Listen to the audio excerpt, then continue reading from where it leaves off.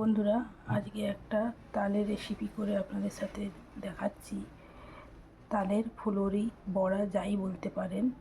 কি কি লাগছে: তালের মাড়,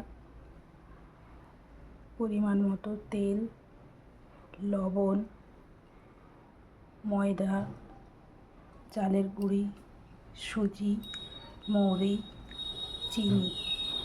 চলুন শুরু করা যাক। তালটাতে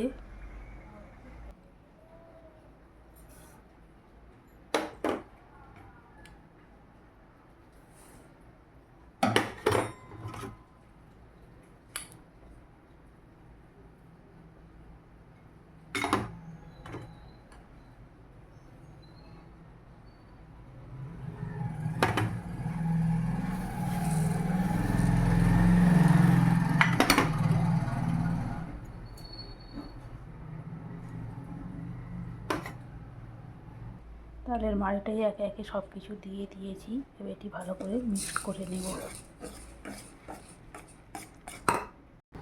সব কিছু মিশানো হয়ে গেছে। এবারটি 10 মিনিট রেস্টে রেখে দেব। 10 মিনিট হয়ে গেছে। এবারটি কড়াইটা গরম বসিয়ে দিয়েছি। সাদা তেল দিয়ে দেব। তেলটা গরম হয়ে গেছে। একে একে বড়াগুলো দিয়ে ভেজে নেব।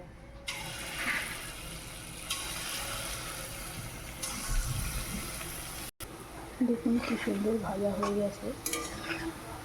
তুলে নেব। দেখুন কি সুন্দরভাবে ভাজা হয়েছে। বাকিগুলো এইভাবেই ভেজে নেব।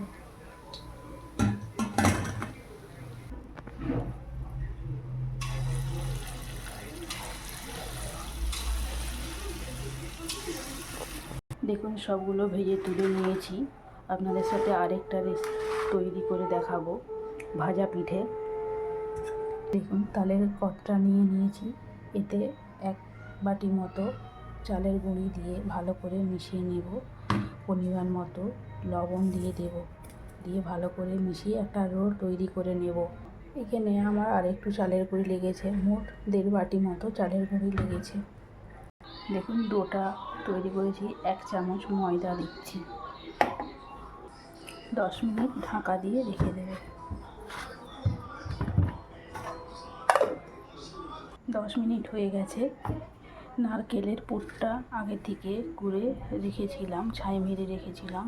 এবারটি ছোটো ছোটো করে লেচি করে বেলে নেব।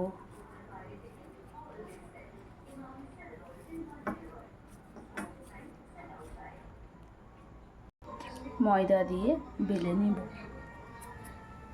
1 চামচ করে নারকেলের পুরটা দিয়ে পিঠাগুলো গড়ে নেব।